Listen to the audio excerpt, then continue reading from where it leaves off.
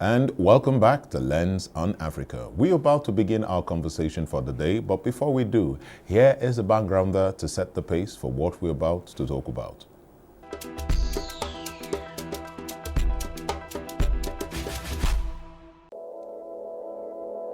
The 2022 US-Africa Summit held in Washington, D.C., USA, has been brought to the front burner of international discourse with the revelation that the Democratic Republic of Congo and Zambia signed a memorandum of understanding surrendering the production and supply of copper and cobalt to the U.S.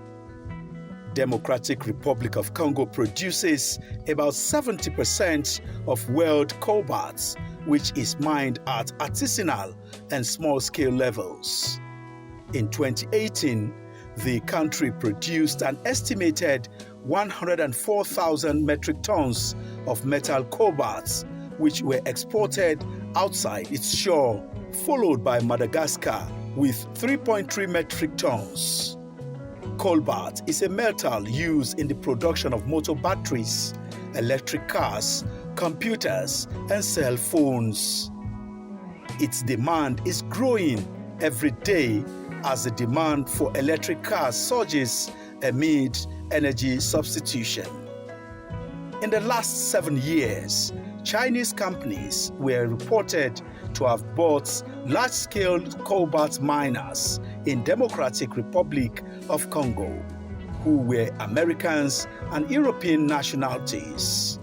But the pursuit of clean energy has prompted US President Joe Biden to engage 49 African heads of states for deeper bilateral relation and exploitation of the continent's mineral resources.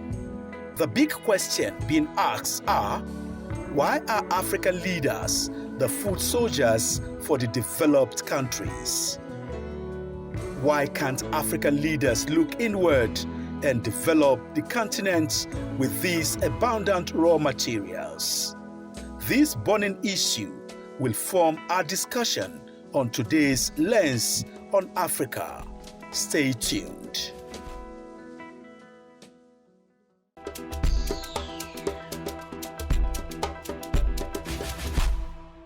And welcome back. Now, joining us via Zoom to discuss neocolonization is journalist, international affairs analyst, and communications consultant, Mr. Paul Ejime. Happy New Year, and welcome to Lens and Africa once again. Happy New Year, everyone, and to all your viewers.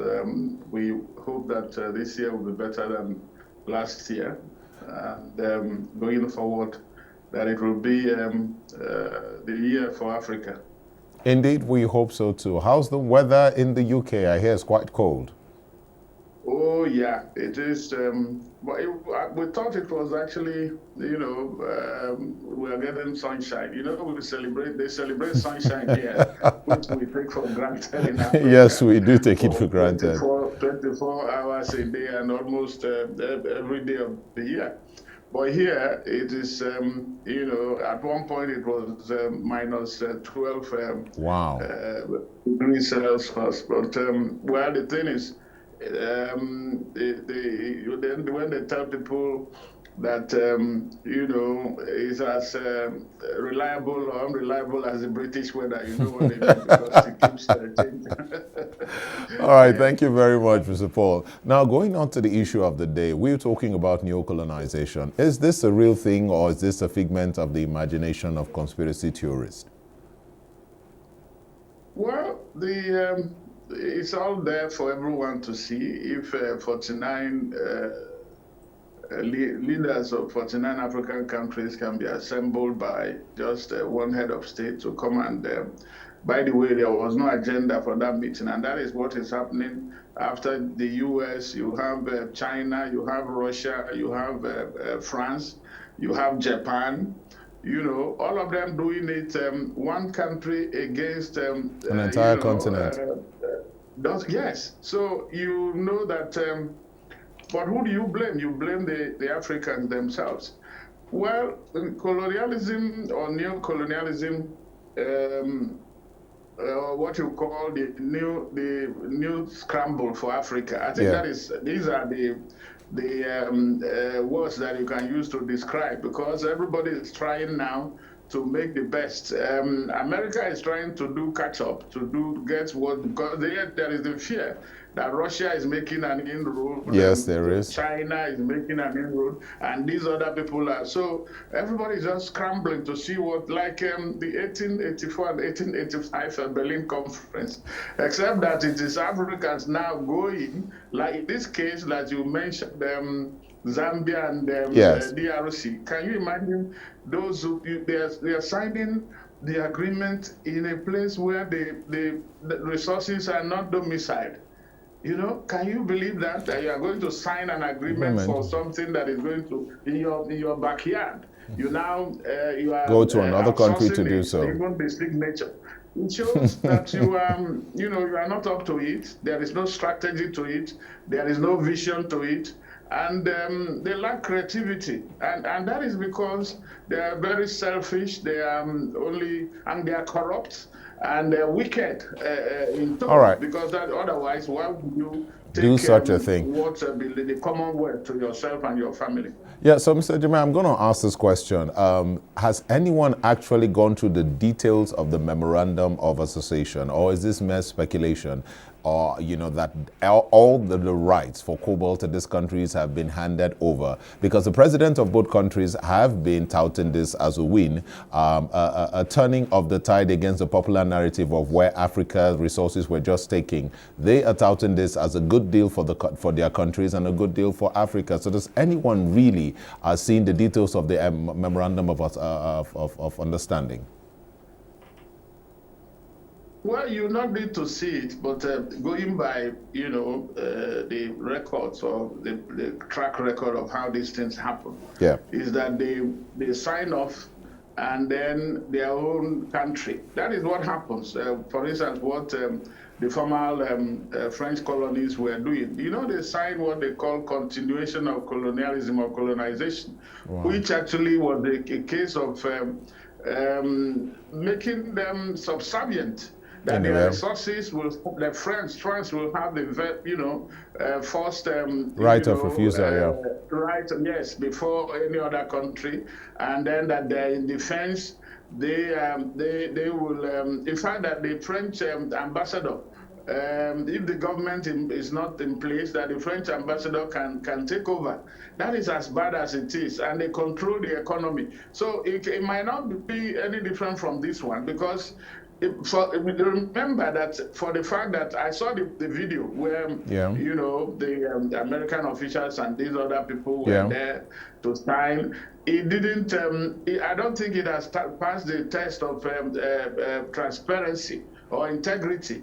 Because otherwise, this is something that this is a country resources that should go through all the arms, including the legislature, and then the lawyers, the draftspeople, draftsmen will look at it to know whether you are not being shortchanged. But if you don't open it up to that kind of debate or scrutiny, what you are going to get is a case of, and they cannot negotiate. Remember, this imagine American officials standing over and above somebody from the DRC or Zambia to sign. I mean, some of them are moving in trepidation. They are trembling, and then even when they're for photo ops, that even when before they say jump, they say how high should I jump? So it was not going to be on equal basis. It was not going to be partnership of equal partners. I think somebody is going to be, junior partner in this, and who else but the Africans. Yeah, it brings me to the second my next question, which is what options did they really have? Mining in these countries have been at artisanal level, like subsistent farming. That's what they've been doing essentially, and they needed to upscale to be able to play at a global level, produce more jobs for themselves, increase the gross domestic product of the country. These things needed to be done. What options did they really have, that the governments of these countries have? a lot of options, but the fact is that they are not choosing the right one for the country. Okay. It is that it will benefit a few pockets, because that is what is happening. Look at Congo, for instance, the two Congos. These are vast areas that have been blessed with resources, but the reason they are in conflict, perpetual conflict, is the fact that it suits those who will come and do deals. Remember Kabila, remember Yes. Mobutu Sese Seko, remember all of them. They do deals with one person, and then when the person is no longer compliant, they change the government. You have regime change. And that is why the countries, it pays them to leave the countries in perpetual destabilization and insecurity. And so that is because the country was working. The legislature should look at every international agreement between a country, whether it is bilateral or multilateral. But these are not, they do not go into this scrutiny, because they hush-hush thing, secret thing, because of the hidden agenda that they have. They just, for somebody to get a cut at the expense of the whole country. So I won't be surprised if it's the same trend and the same pattern that they have always followed, which is at the country or the citizens of those countries will always get the wrong end of the stick. Don't get me wrong. These resources you can produce them at commercial level to be able to benefit, but it's not going to be like that. You will find that there will be loopholes in the contract. Definitely. Yes, This is what happens when there is not a robust scrutiny of such bilateral arrangements and agreements. International public debate. Democracy opens it up, and even if the majority will have their way, but let the minority have their say. So okay. This is it is lack of vision. It is they are not strategic. Exactly, which brings me to the next question that I'm going to ask. Africa is enjoying, this is the second major global push towards Africa once again, like you mentioned, from the 1880s and co. And now we're back in this situation. Why do we not seem to have visionary leaders who understand consequences, leaders who are pushing for the welfare of their people, who can deliver a desired future to Africa? Why do we have people who see themselves somewhat as second class, who don't care about the country? Meanwhile, these leaders are less than 1% of our entire population, and the people cannot elect leaders for themselves who will take their countries first. Yeah, so it's, if you were to apportion blames, I think the leadership that have been thrown up as bad as those who are voting for them or selecting them, because the ones that are there, they're actually rulers. They are not leaders, because leaders should be the one to lead by example, and then not the one that will come and leadership is ambassadors. These ones are not serving; they are being sacked. They take all the resources, they and their families. They are corrupt. They thrive on nepotism, and then they try to bring conflicts based on religion or ethnicity, so they can have their way. But what is happening is that the civil society and the citizens also must sit up. Because I'm saying, I've said in somewhere that perhaps the Western type of democracy is probably, forget about this nomenclature. Let African countries go for what works for them. That will bring the best level, and then bring the resources to be explored or exploited for the benefit of the majority, not for a few.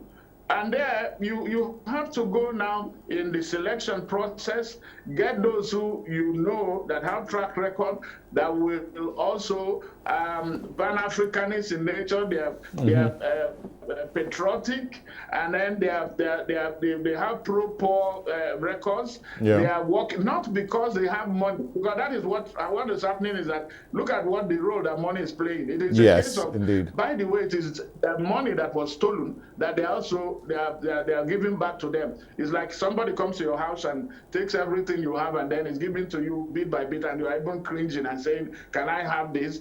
They give equivalent of $2 or $3 at every interval of election, and then until the next cycle of election, you don't see them. So it is, I think, post-independent African rulers have shown that they are even worse, to the point that if African countries were